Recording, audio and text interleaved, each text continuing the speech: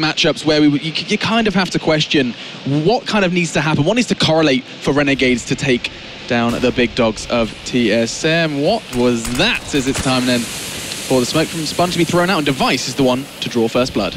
I really need Renegades to win this round, otherwise it's going to be an uphill struggle if it isn't already. And Dupree there, good headshot onto Havoc. JKS takes one back, but it's not going to be enough. Dupree will pick up a second kill, and Sponge and Ace are going to be left. And I'm not sure if there's an easy way out of this one. 12 health left, he's got the bomb, but only for a second longer. And Renegades down now to a 1v4 that just turned into a 1v3. Still not looking too good here, Alex. Yeah, and I mean, the first thing you have to remind yourself of is Renegades so far in this tournament really not having a chance to play too much. Of course, against Mouse on Dust 2, we saw it go 16-2. And again, Aza, or Azza, as I've been told to call him. I've been calling him AZR for far too long, but we'll go for Azza for now. Azza, all right, I'm down. Let's do it, Azza. Then, of course, JKS isn't Jux, it's JKS. So just to keep things confusing, well, and, you know, YAM. Okay. I don't know. You can't say that, can you? Yeah, Azza makes a lot more sense. And that French player who in-game leads for Envious, Numbuk. Yeah. All right, let's try not to do that. Carrigan already in middle here, this time with a scout, but as Cadian was talking about, Carrigan in mid-Mirage with the AWP is terrifying. I don't know why, but that's just his comfort zone right there. And Dupree picking up a kill this round, although Havoc will return with a good shot there from the Tech-9, and they've got 3 of them still. Add a Deagle on Yam, so there's some potential here for Renegades to do some damage. Yeah, absolutely, and I mean, we kind of need to see momentum early for Renegades if they want a chance at this one.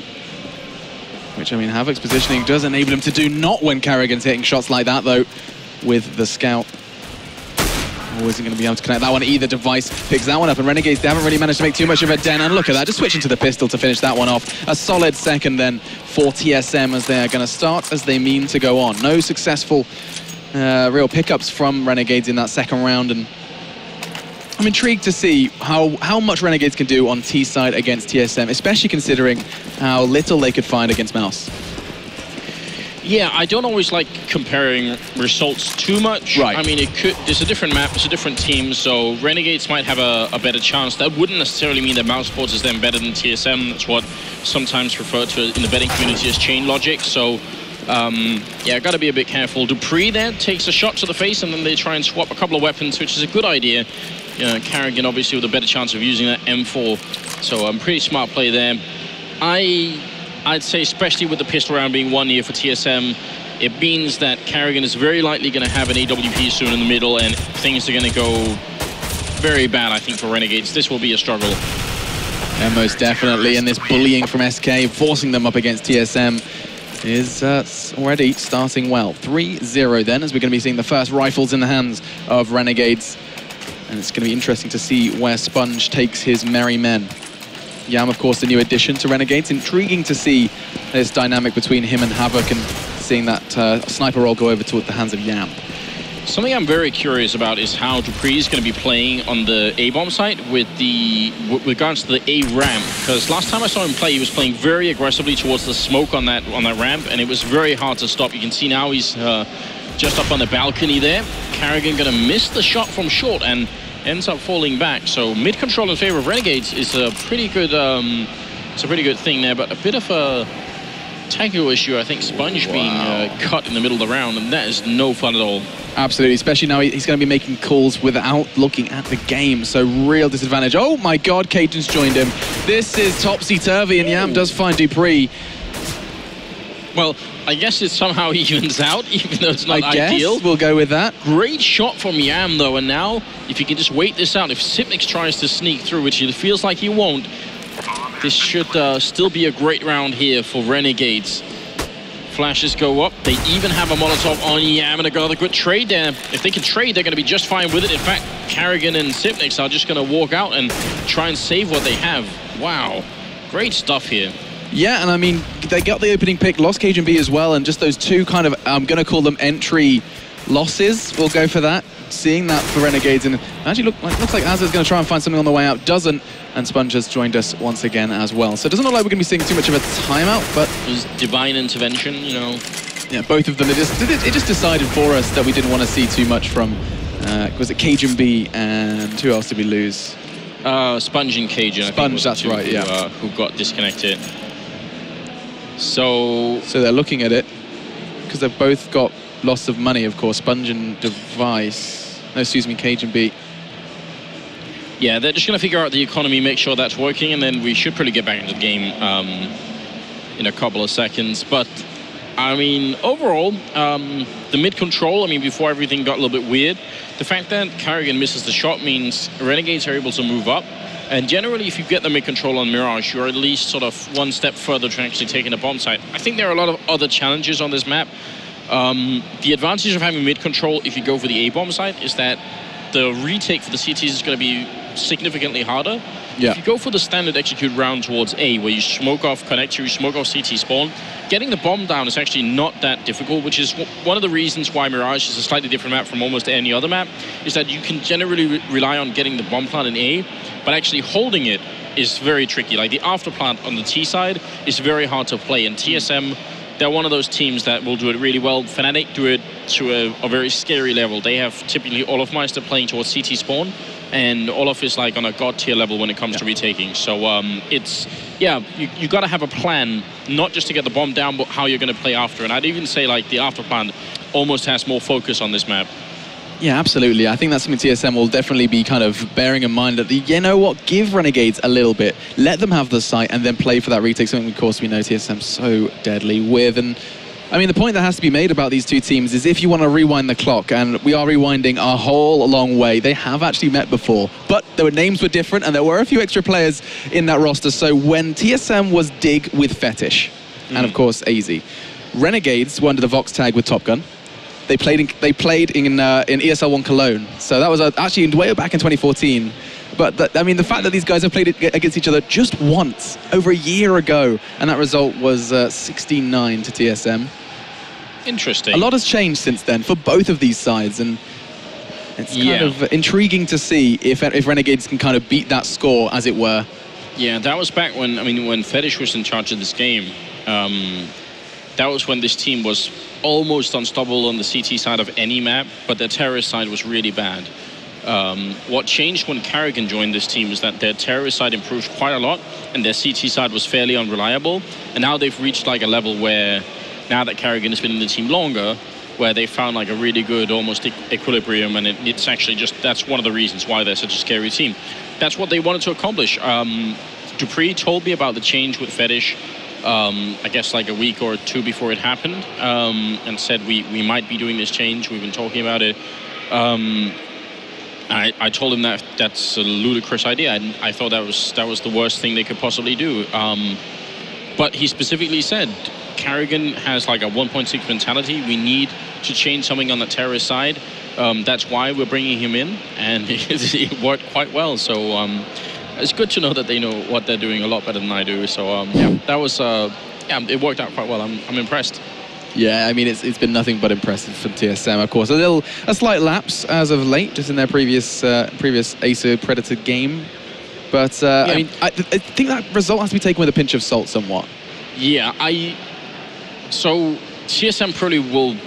I don't imagine they won't admit this, and if they ever said it themselves, it would sound like, you know, they're making excuses anyway. But you know, the format of the home story tournaments, you know, the Acer Predator, whatever it's called, but you know, home story cup, as we generally essentially call it, whenever Take is doing anything, which is always so much fun, right? It's always so enjoyable, but that format also is very casual, very loose. I mean, I'm sure the teams want to win, but I think you can imagine you have like a slightly different mindset going in. So I'm not trying to like discredit, you know, the fact that Hellraisers ended up winning, which is crazy. But certainly I think there's like a different level of pressure when you're on there. So maybe you relax a little bit too much, and TSM, then they are also known for once things really go downhill, they sometimes have a hard time stopping it, you know. Kind of the stop the rot mentality that they can sometimes struggle with, and full tilt mode. You know? Yeah, that's it. I mean, there was a choke combination with their previous name. Yeah, and actually, yeah, that's true. And I also just generally think, and this is actually something, at least in my experience, that sort of translates into all Danish sports. Somehow Danish people just play worse when they are expected to do well. Like, we do better as underdogs than we do as the favorites. I don't know why that is. That speaks true to Dignitas, the offline qualifiers. Yeah, we went in just looking at them to be picking that up, and maybe being the favourites really is a bit of a curse for Danes. I don't know if anyone has ever done any research into it. I don't know if it's even true. It could just be like my instincts that are wrong here, but I get the feeling that generally in sports, Danish people tend to do better when no one really expects anything. I mean, actually makes sense, doesn't it? I think, generally speaking, it is pretty good being the underdog, because once you start to do well, that sort of, it escalates, right? 100%. You get it rolling for yourself. And if you're expected to do super well and you're not, then that's going to be the back of your mind quickly. I think that's the beauty of the position SK are in. Like any game they're put up against, they are going to be seen as the underdog, because I mean you have a new addition. They're already a team that hasn't made too much impact as of late. And things, every win that they pick up is only going to put them in a better stead. You start losing rounds, you just think, okay, what can we do to combat this, as opposed to TSM, where they're like, can you imagine if we lost? That's the kind of difference that mindsets can fall into. For those of you that are wondering, why on earth are we still staring at these grumpy-looking TSM players? We are just waiting for the money issue to be resolved, because we had a couple of issues with Steam. The money just needs to be reset. And I say a couple, we have lost a fair few players on either side. So it's not necessarily just TSM. Renegades are also waiting. We just saw Sponge say in chat, we're waiting for an accountant to do the maths for us so we can get this game back underway. Yeah, I think the problem is Cajun didn't get the money for losing the round, which is obviously necessary, yeah, of course. So what they're just doing is they're checking the logs to make sure that it's all working out fine, so that no one has like an unfair advantage over someone else. That's obviously important.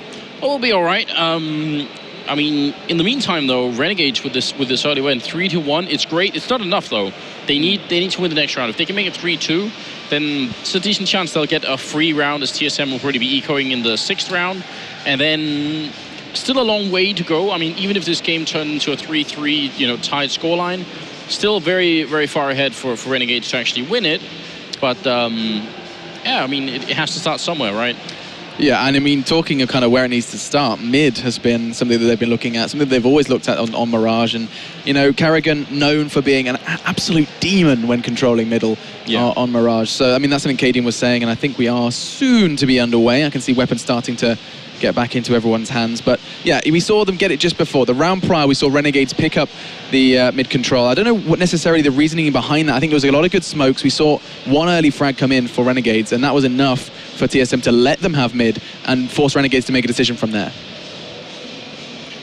I would say, though, that all of Renegades' game plan can't revolve around mid-control. Oh, of course not. I think if they try and take mid-control 2 more times, then TSM will adjust and they will simply deny it.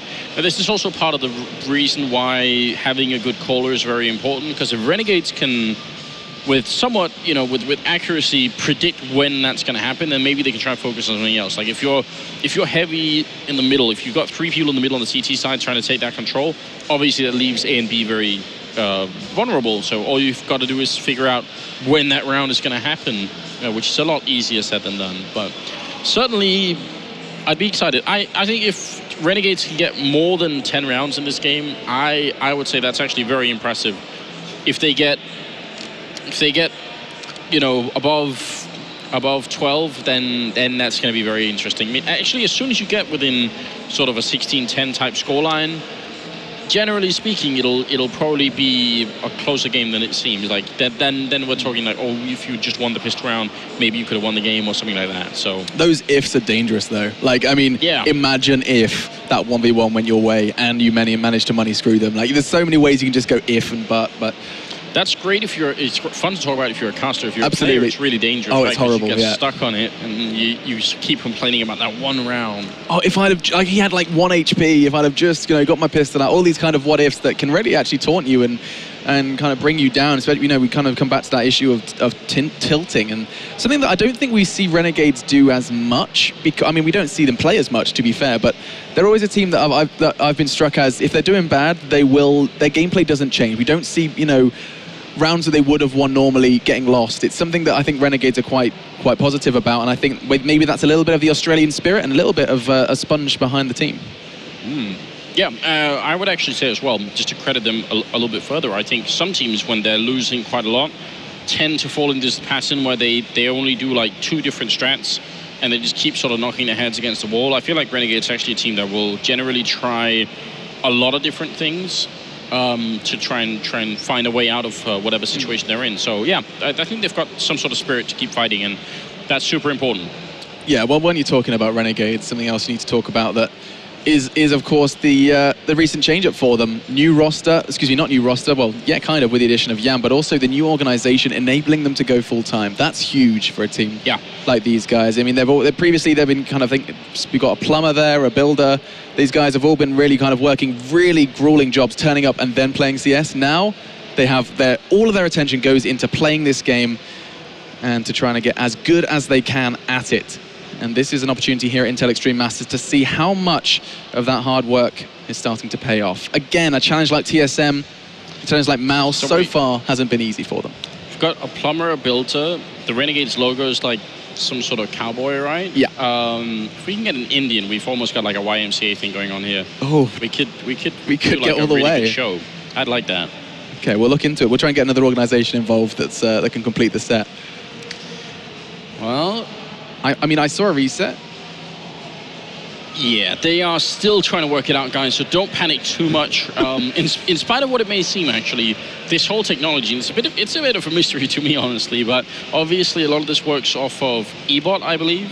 I think so, yeah, you're right. So eBot is keeping the logs of what's happening in the game, so when something crashes, you can go back and consult with the eBot logs and then try and figure out what was going on at the time and try and restore it. So like the match medic, it'll restore the game to a certain time, but you always got to wonder. So it seems like the technology should be like further ahead, right? It should be absolutely. It should be possible to do better than this, but that's where we're at. I'm not a coder, so I obviously don't know how difficult it is, but I could make like a kind of large header in HTML on a white piece of paper with a black font.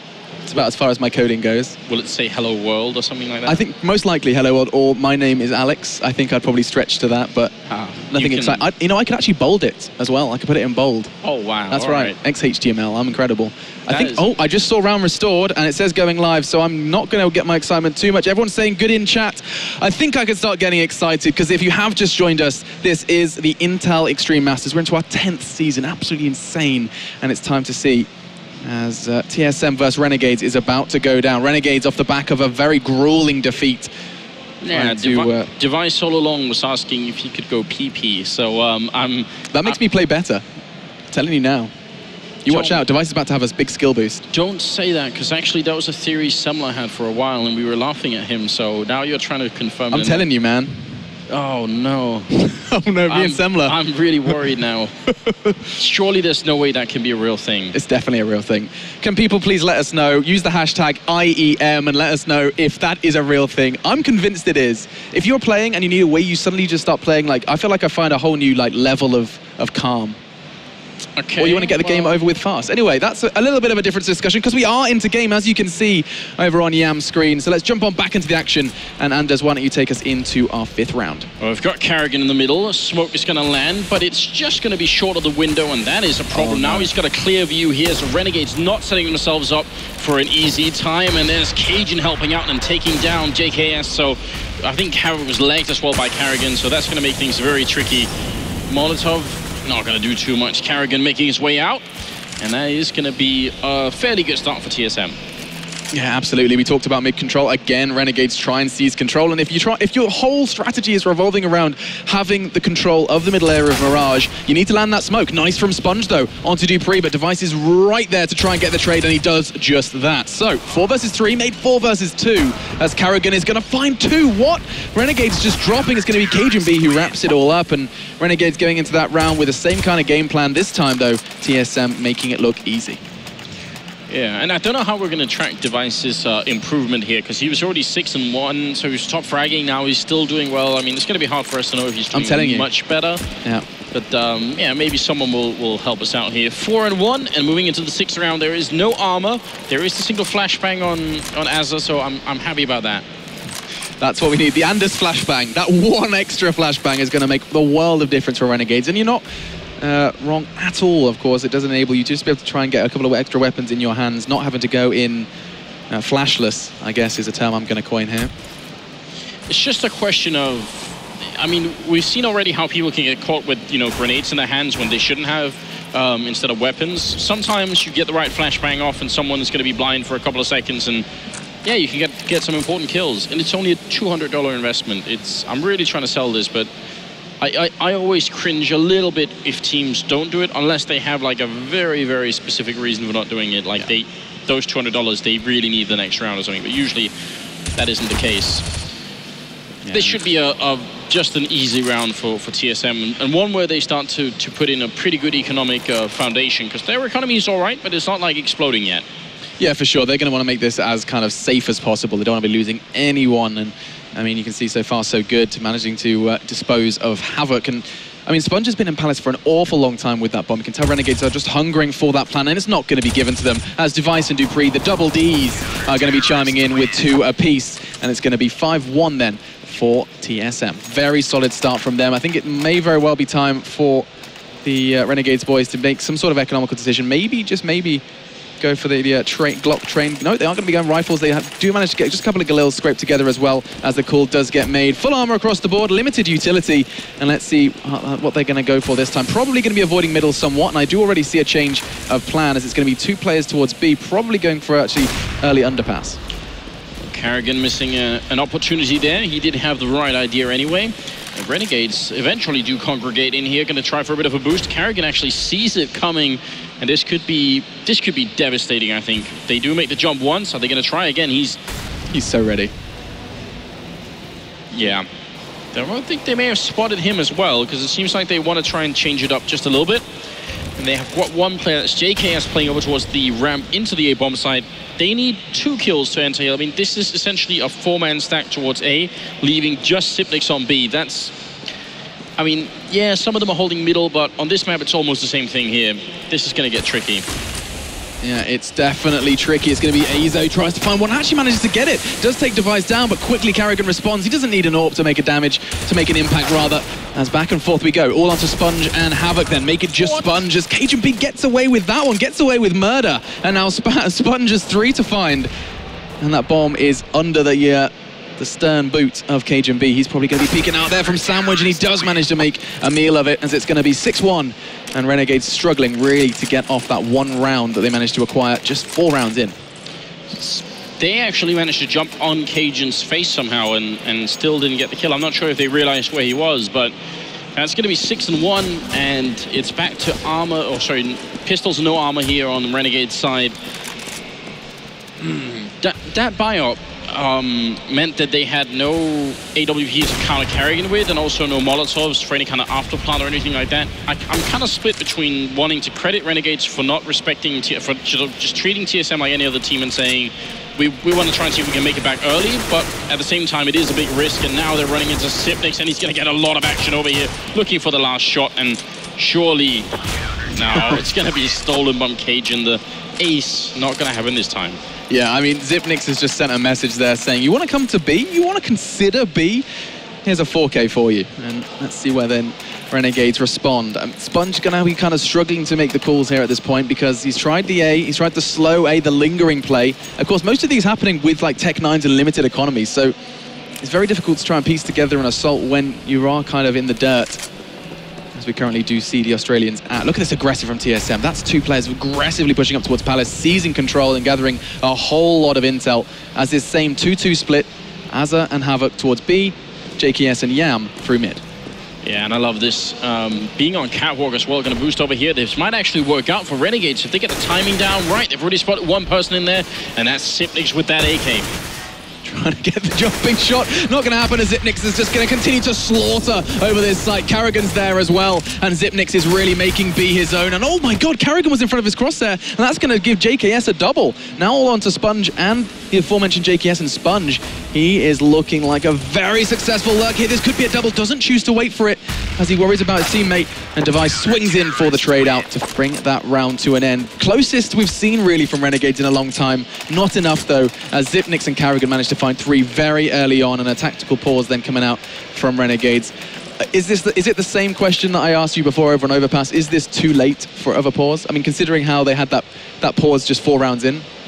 I don't know if it's too late. They are playing the terrorist side of Mirage, so I mean, if they get a good 6 or 7 rounds here, I think they'll be all right. So that's still definitely doable.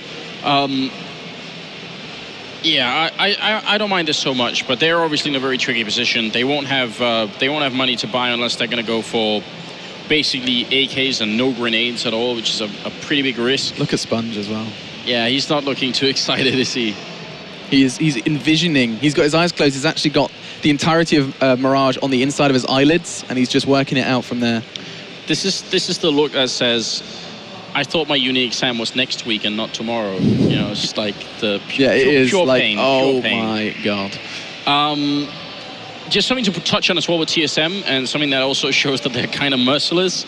Once you're up 7-0, 7-1, which it is before winning this round, you know that the other team is going to be sort of scrambling to figure out what's going on. Like, they're obviously trying to compare all the rounds and say, where are they the weakest? Where have we been most successful? How do we work it all out? And as you're trying to do that, they switch it up and go double aggressive in apartments, which means you keep having to not just sort of try and put together all the rounds that's already played, but now you're also struggling with trying to adjust on the fly to something that you haven't seen in the previous 7 or 6 rounds. And that's very, very upsetting, obviously, when you're playing on the terrorist side and you're this far behind. So I hope TSM are going to keep doing that. They should try and switch up there without sort of making it completely chaotic, but try and change the style just a little bit here. It looks like Renegades are going to go for Tech 9, no armor, 4 smokes and a Molotov here to try and at least get the bomb down and maybe more. And again, TSM, because they didn't get caught doing it last time, no one was there to spot them, they're going to go double aggressive, and it works out just fine here. Cajun playing in shadows and taking down Sponge. Yeah, it looks like just the 3 remaining Australians are going to try and make an impact, and they have already. I mean, Device down to 1 HP, but doesn't look like it's going to be anything to write home about, as it is going to be an easy pickup there for Carrigan as he snatches away 2 for himself. Cajun B doing exactly the same, and TSM looking very, very comfortable on this defensive side. Look at their economy. They're just buying things that they're treating themselves now to a fancy pistol as well. As it's going to be intriguing now to see what the AWP in the hands of Yam can do. Can he seize control for his team? Can he take Carrigan out of the equation? The answer is not going to be found just yet, as it's going to be Carrigan making his way towards Connector this time, try and mix things up a bit. He is supported by Dupree, and he's going to find the frag. That's big then, as Yam turning up takes that mid control for his team, and now it comes down to how TSM respond. Yeah, that was a very good shot there from Yam, and also reading Carrigan extremely well. He already took the shot, so it sort of already announced that he had the sniper rifle in the middle, and realizing that if Carrigan is not in the window, well, maybe he's going to show up in the connector instead, and that's going to be just fine here. Yam now sneaking through, leading the charge with the AWP. He's going to walk right into Cajun, and this is going to be dangerous. Dupree taking a shot, but there's Yam. Nice flick, taking down Cajun, and it's going to be a 4v3. He lays Dupree as well. This is very well done indeed, and he's looking for a little bit more. JK is going to get a kill. Yam taking down Sipnix. It's now a triple kill, and it's going to be around here for Renegades. 4v1, and Dupree, last man is standing. Plenty of time as well here for the Australian team. What a round. 3 frags. Yam bam, thank you ma'am. He'll take that, as that's going to be the second for him, and now Dupree's just going to be sitting there clutching onto the AWP of Carrigan, hoping that he can take that one away. 30 seconds on that clock, changed to 35 by that plan, and Havoc is going to answer us with a nice finish on towards Dupree. So that's the second then, all because of Yam just breaking through. Real solid stuff from him. I mean, he took a huge risk going aggressive. He was the one at the forefront of the push and managed to clutch and claw that round home. So 2 on the board for Renegades. Still a whole long way if they want to make an impact. And look at this, he actually gets the spawn towards A, so you can actually get here in time to cut someone off, but it looks like the player running up there, I think that was Dupree, got there a little bit too soon. But if you get the right spawns, you can actually catch people as they make the crossing. So I like the fact that he's trying to utilize that, but Carrigan getting control of mid once again and taking down Havoc with a mid-air shot as well. Yeah, so now it's Yam on the hunt. It's not something he's done too often. I mean, ramp has been held very comfortably by TSM. Let's see if he can change that. He's peeking the right angle. It's going to be Device who puts his body in front of the crosshair. And so we find ourselves in a 4v4, smoking out towards CT. He wants to try and force his team in. And again, it's Yam the one forging the play. He's the one that's making these sites vulnerable. And actually, Carrigan makes it difficult. That's a double then for the sniper in this round. And now all on to Sponge. He's not long for this world as he picks up a triple. And 10-2, double figures for TSM. And they're looking very, very cool and calm. Yeah, and Carrigan almost got that third shot as well, which would have made it a quad kill for him. I think he legged him or shot him through the wall there. So 10-2, and things have spiraled utterly out of control here for Renegades. AWP has picked up on Yam. You can see there's no rifle on Sponge. They're just trying to see if they can make this work, and there's a double up. You can see he almost got the timing down this time to actually take out Dupree, and now he's going to go for it. But in CT spawn, it's Device waiting with that AWP, and this time Australian AWPer not going to hit the shot. Yeah, Device getting sweet revenge in the round after, of course, his tomfoolery in the prior round, and looks like the 4 Ts now are going to be trying to find something on this site. JKS already brought slightly low from the Molotov. Device showing that he can use the AWP just as well, as he's going to be picking up his second. Dupree with his double, and now Azza with very little time left in this round for himself, as he does get eliminated. I mean, 11-2. We said that a lot had to go right for Renegades to really bring TSM down.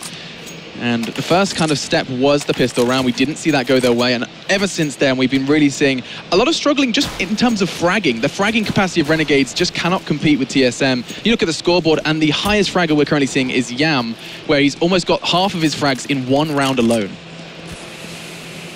Yeah, how do you deal with that? I mean, sure, sometimes strategies can sort of beat out, you know, fragging ability, but this is a gap that can't really be bridged, it seems. A nice shot from Dupree. That was mid-air.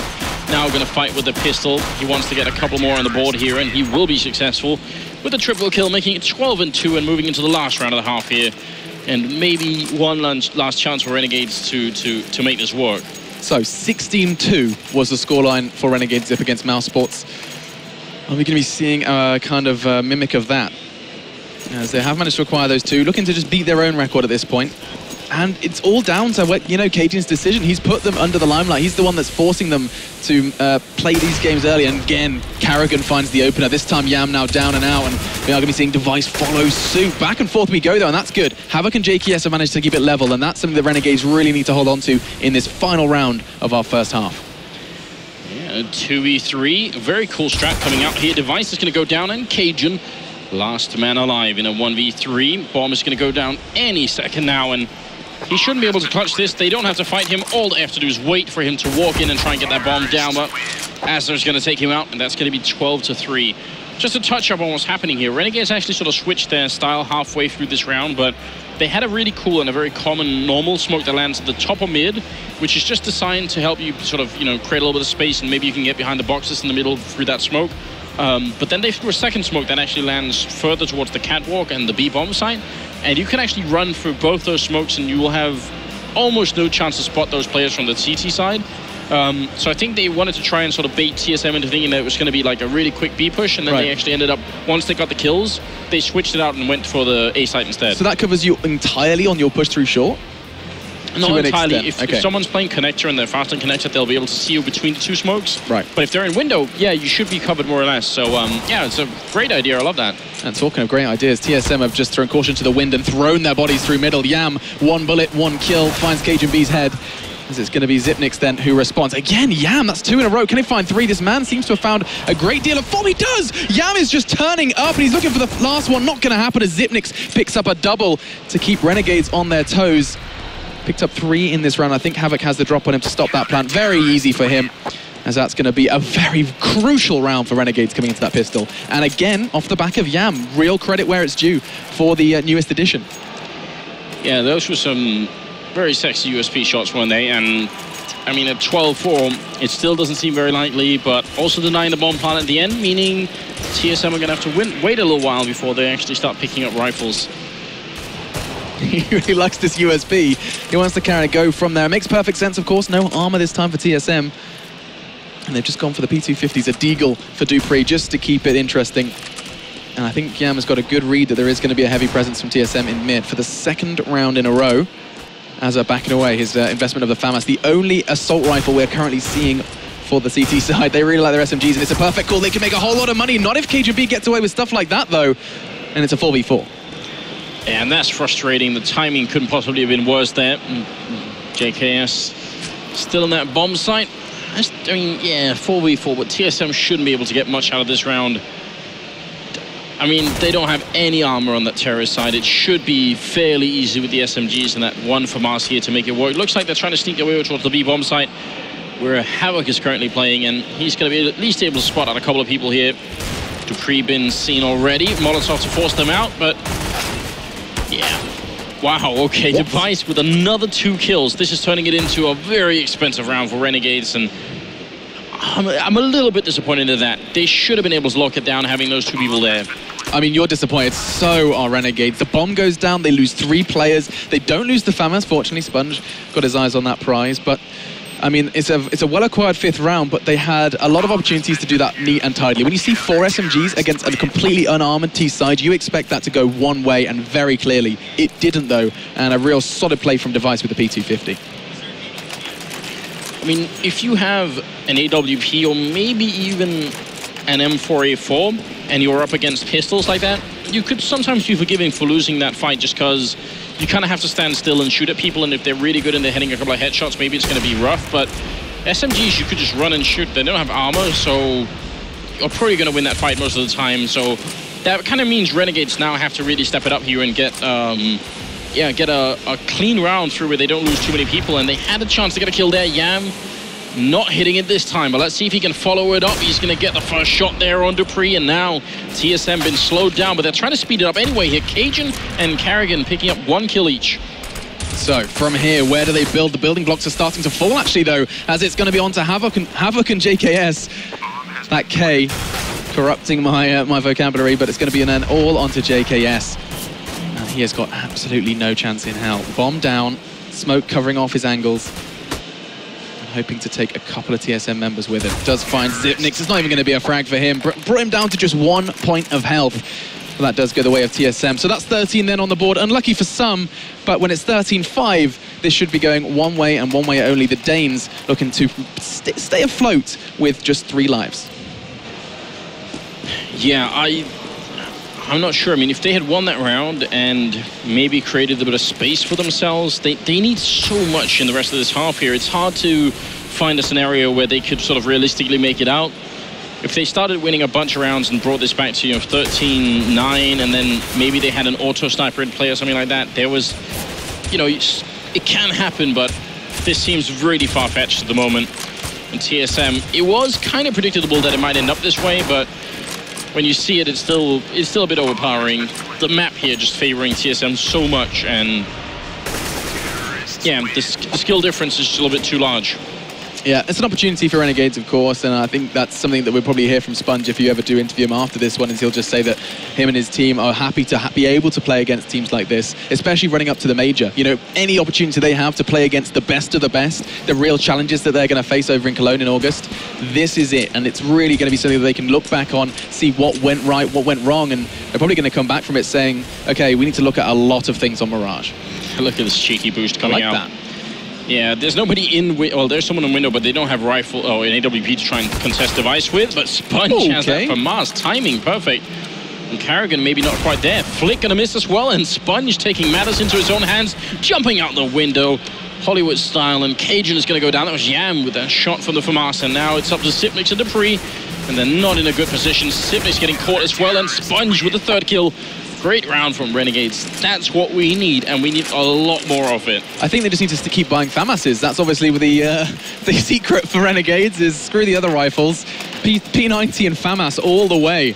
Let's see where they go then in this 21st round. TSM have been kind of keeping it pretty chill, and it does look like they're going to be trying something different here. Looking for the full A execute. How quick can the call be made, and how well can Renegades deal with this with that buy? A P90, a FAMAS. Well, Renegades have the worst possible setup to deal with this. If they execute right now, TSM, this is going to be a horrible end to this map, because JKS is going to be alone now. They are rotating in, but I don't think they're going to be quick enough. JKS goes down, and the smokes are up as well. It's Sponge dropping in. They just can't get in here. The smokes are blocking them off. They've already lost 1. Acer at least gets a kill in return there onto Cajun, which is important, but this is the best scenario for TSM. Yeah, they have just been locked out of this site from the smokes from TSM. A real kind of stop sign for the Australian side. They can't find a way in. Time, of course, of the essence with that bomb down. They're forced to make the move, and they're starting to pull something together. It's a 2v2. Gonna try and make it a 2v1, but it's not gonna happen. Device and Dupree, 2 seasoned. They're not gonna make mistakes like that, and we find ourselves at 15-6. So you can't really blame Renegades for this round.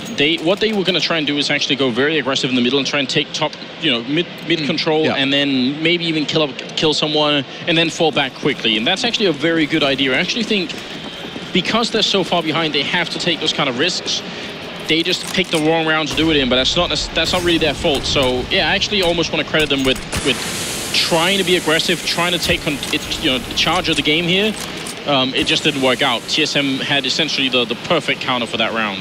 Yeah, and it has to be said that they had success in mid the round prior, and maybe that was something behind the decision to try and do it again. Wow, Zipnik's too quick for Havoc, as that's going to be the catalyst. You can see that B site is about to be ripped apart by the Great Danes as they're charging onto Yam though to do everything, and he finds a double. He's still alive, not for long though, as Device is there, and so now all onto JKS and Azza to keep Renegades in this game.